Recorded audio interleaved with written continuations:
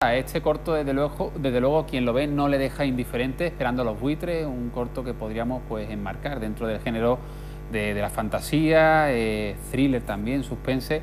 Vamos a presentar a su creador, a Ricardo Bajo. Ricardo, buenas tardes. Hola, buenas tardes. Realizador nerjeño, que efectivamente. es la primera vez que está con nosotros en Málaga en Antena. La primera vez, sí. Y darte la enhorabuena porque el trabajo, la verdad que bien interesante que es.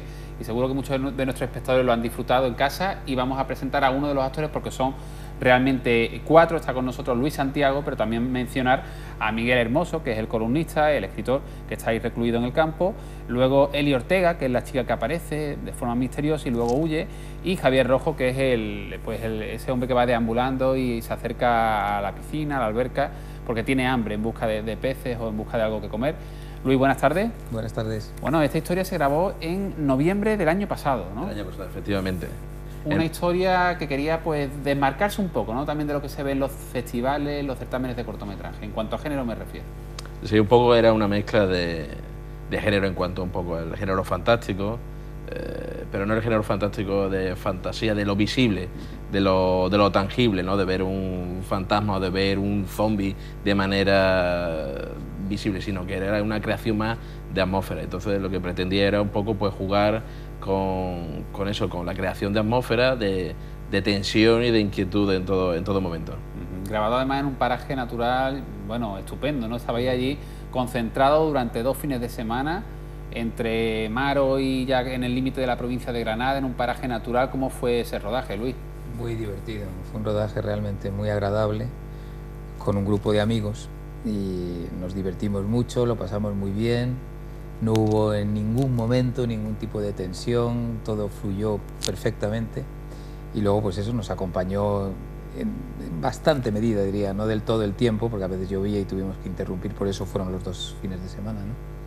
Pero fue una experiencia realmente muy agradable y que vamos, nos encantaría repetir en cuanto podamos. Además el corto tiene una estética pues muy bueno, en consonancia, ¿no? Con los géneros en los que pretende, ¿no? Situarse como historia. Esos colores, ¿no? También del campo que llaman la atención, ¿no? Un paisaje fantástico, una época del año también, lo comentaba fuera de cámara. Y luego esos efectos de sonido, ¿no? Por ejemplo, en esta última secuencia, cuando el escritor se acerca y escucha como los ruidos entre la maleza, ¿no?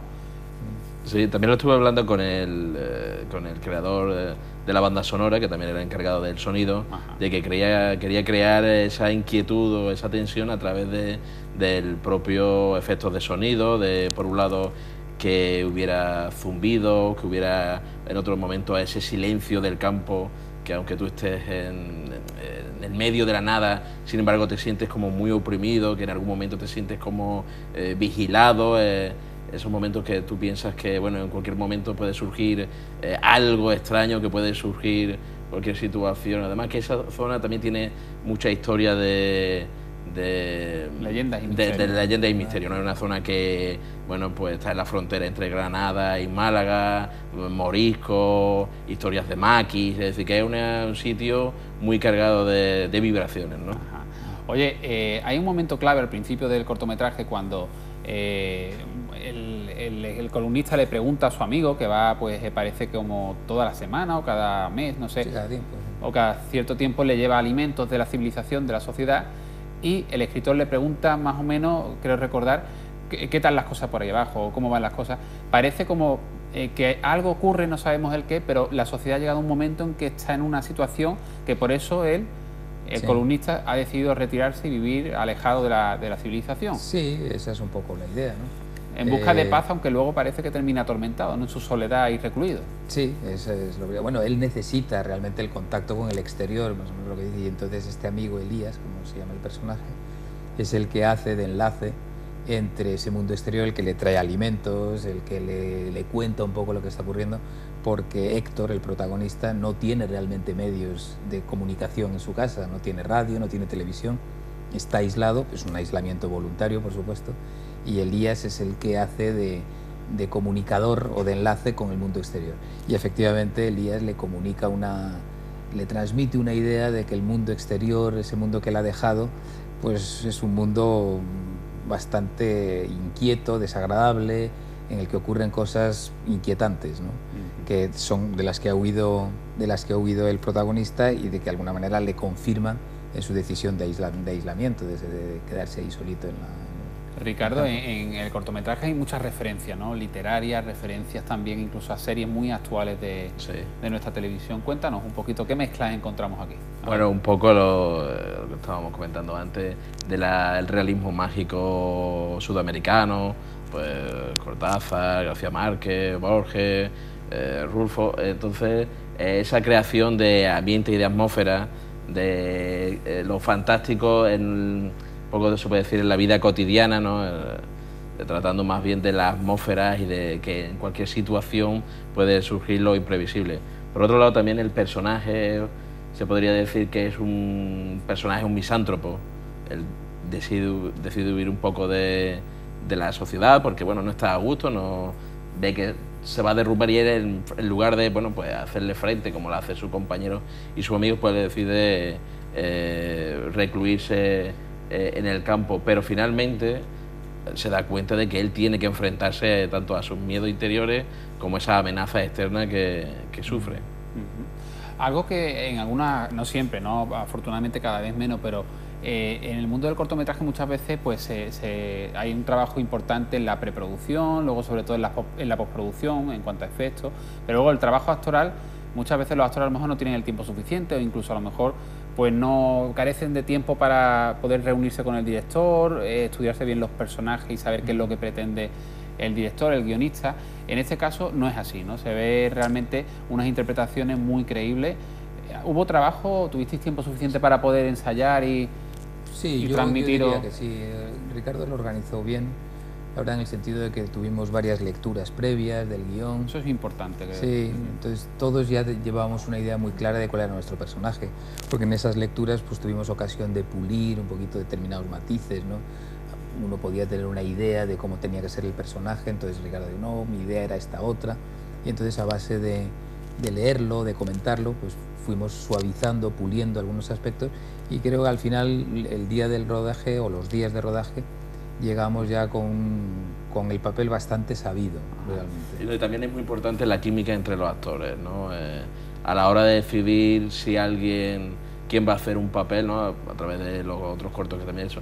Para mí es importantísimo que una vez que aparecen en pantalla, el espectador ya se haga una idea de cómo es el personaje y a través de su propia vestimenta, de su propia planta, ya se haga una idea, porque en un cortometraje tampoco tienes demasiado tiempo en explicar pues un poco cómo es el personaje, cómo se define en cuanto a sus actitudes y hechos, y entonces a través de su propia presencia pues ya se tienen que ir definiendo y que ese primer flash ya dé información al espectador de lo que va a ocurrir. Y en ese sentido pues también tuve la suerte de que entre tanto Miguel Hermoso como Luis Santiago creo que hay una muy buena química, que tanto Luis pues sí da esa presencia de personas, se puede decir, con sentido común, con experiencia en la vida, que puede estar un poco pues en esa situación de que está ya un poco de vuelta con compresión y sin embargo pues Miguel Hermoso pues una persona que tiene fuerza pero que por otro lado también es vulnerable, ¿no? En ese sentido es un personaje que se comprueba que tiene una capacidad física importante pero que en cualquier momento pues se puede quebrar como una rama, ¿no? Hay una amenaza externa permanente, ¿no? En la trama del corto, no sabemos en sí, ¿no? En qué consiste esa amenaza externa que viene de la civilización, de la sociedad. Este hombre que está ahí en el campo, y el final es un final abierto, ¿no? Da lugar a si son imaginaciones del columnista, del escritor, si es que realmente estamos en una sociedad en la que hay pues tipo como The Walking Dead, ¿no? Que la sociedad pues hay infectados y es una amenaza, o si es una civilización pues que tiene una crisis de valores, que es otro tema también muy actual, que por ahí también podría ir los derroteros, pero es una amenaza permanente durante toda la trama y un final abierto. ¿Por qué un final abierto y no cerrarlo para que el espectador diga esto es lo que ocurre? La verdad es que por el final abierto me han dado bastante palos, ¿no? Porque sí, la verdad es que la gente, cierto modo, lo que necesita es que la historia se inicie, que tenga un desarrollo y que se acabe, que tenga y que se lo den todo hecho. Bueno, todo hecho, que esté concreta en un espacio de tiempo y de narrativo. Entonces, pues la verdad es que yo decidí pues todo lo contrario, dejar esa puerta abierta de que no dar una explicación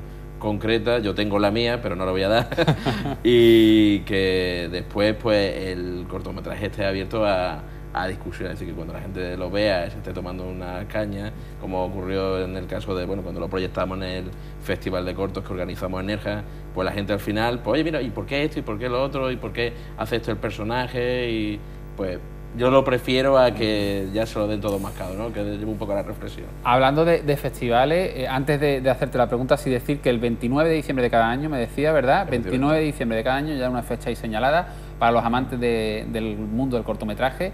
El Centro Cultural Villa de Nerja acoge pues un festival que además tiene ya un cierto prestigio, son varias ediciones celebrándose y acuden además cortometrajistas de distintos puntos, no solo de la provincia de Málaga.